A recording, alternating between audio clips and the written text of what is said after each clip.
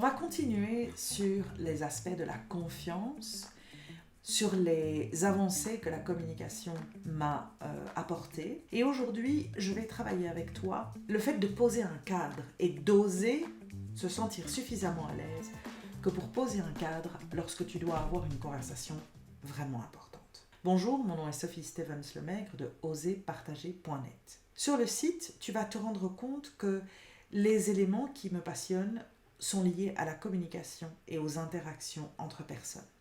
Tu trouveras des formations, du coaching, un livre qui est déjà publié sur la communication et des outils qui vont pouvoir te permettre de comprendre beaucoup mieux comment fonctionne la communication, la tienne éventuellement, et comment tu peux améliorer cette communication pour prendre confiance en toi, te sentir apte à pouvoir gérer des situations, certes parfois très compliquées, et t'y sentir suffisamment à l'aise que pour pouvoir les gérer intelligemment. Aujourd'hui, nous allons continuer cette analyse que je fais de tout ce que la communication ou la maîtrise de la communication m'a apporté au fil du temps. Quelles sont les forces que j'ai pu développer grâce à cela?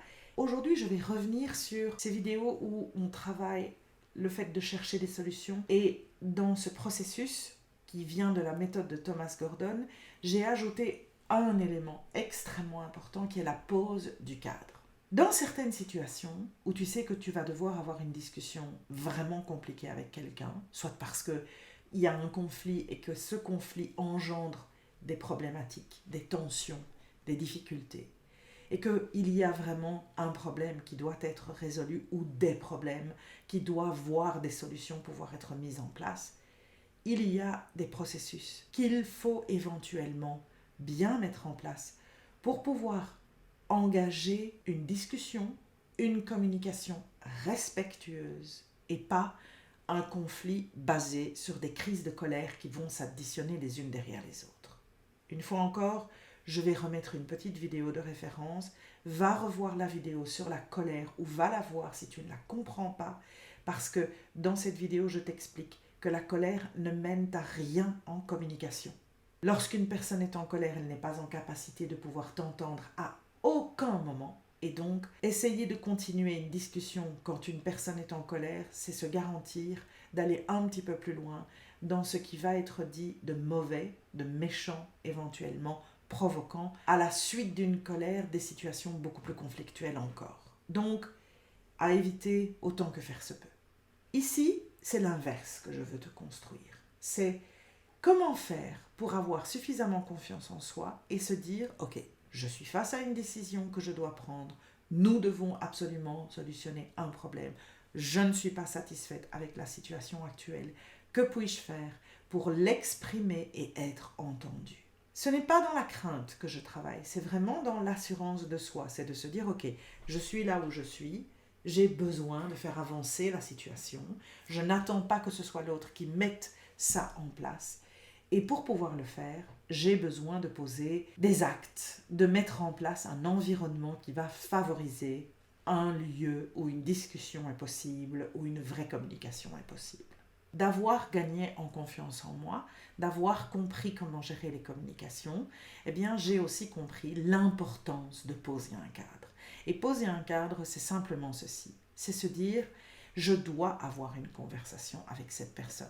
Comment puis-je amener cette personne à être disposée à discuter avec moi sans que la colère ne se mette en place, en restant ouvert?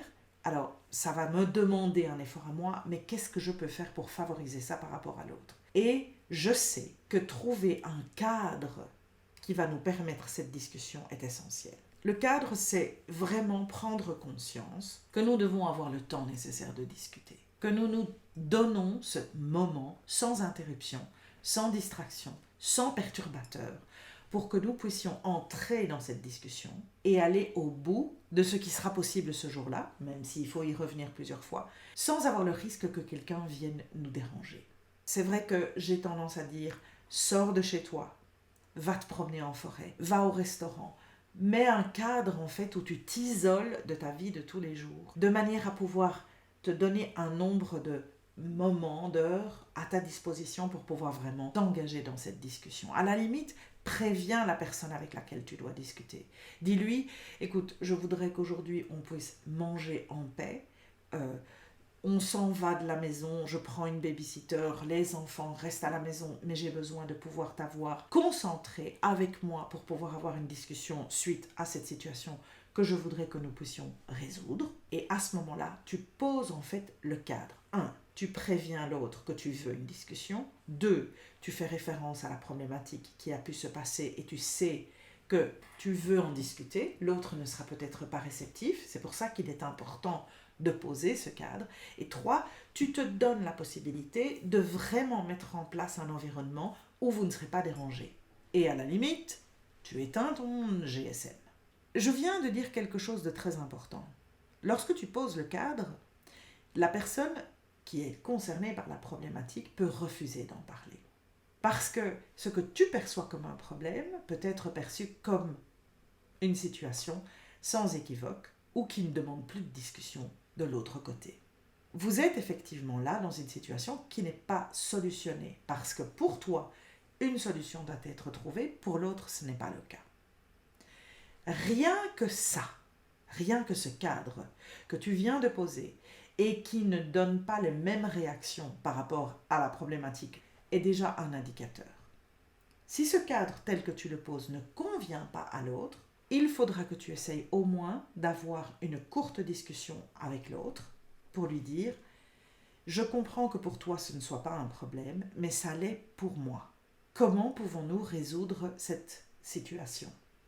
Quitte à ce que toi qui avais fait le premier pas, qui avais engagé cela, qui avait proposé de mettre un cadre pour pouvoir avoir une discussion, tu laisses l'autre revenir vers toi avec une autre solution, avec une autre proposition, avec un autre cadre pour éventuellement pouvoir discuter de cette situation. Il faut que tu te rendes bien compte que tu n'es pas à la maîtrise de tout et que à partir du moment où tu rentres dans des interactions avec les autres, ils ont aussi le droit de ne pas être d'accord avec toi, de pouvoir te dire non et éventuellement alors à toi d'ouvrir cette porte en leur disant « Tu n'es pas d'accord avec ce que je te propose, tu me proposes quoi en échange ?» Parce que ma communication est assez claire, parce que je suis suffisamment en confiance, parce que je suis convaincue que nous aboutirons éventuellement à une solution, quelle qu'elle soit. Je ne suis pas craintive de ce type de situation. Je peux les accepter et j'apprends à les gérer. Je sais que tout n'est pas toujours simple, mais j'accepte aussi le fait que l'autre n'est pas d'accord avec moi. Toutefois, je lui transmets, au moins à défaut d'avoir pu avoir une discussion, puisqu'il refuse, je lui transmets un signe clair que j'ai un problème et que ce problème demande une solution.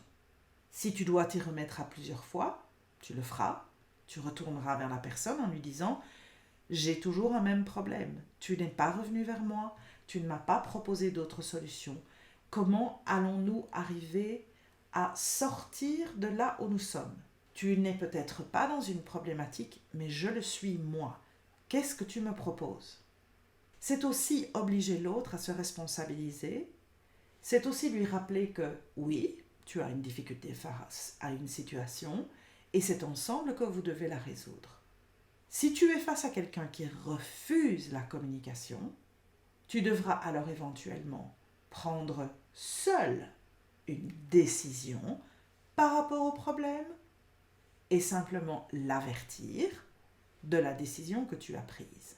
Il faut parfois aller jusque-là avant que l'autre ne se décide à être d'accord d'avoir une discussion avec toi.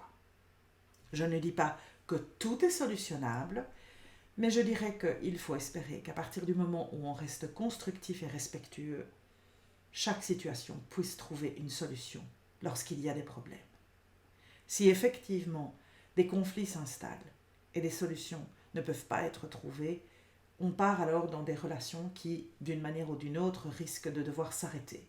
Mais je ne rentre pas dans cette catégorie, c'est un autre sujet, c'est une autre difficulté.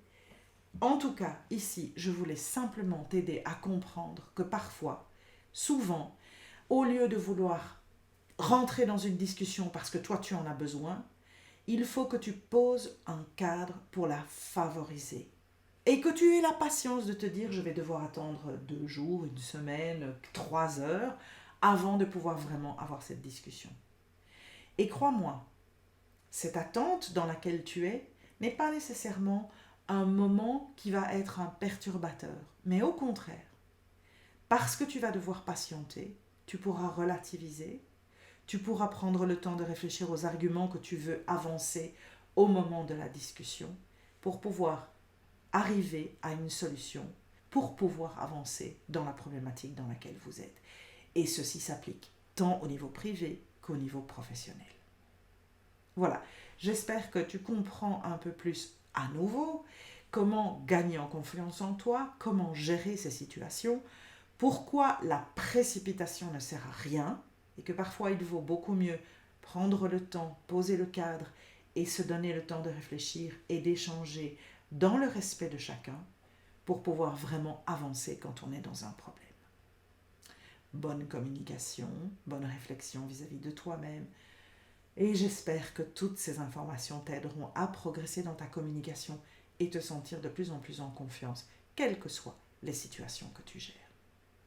À la prochaine fois. Salut!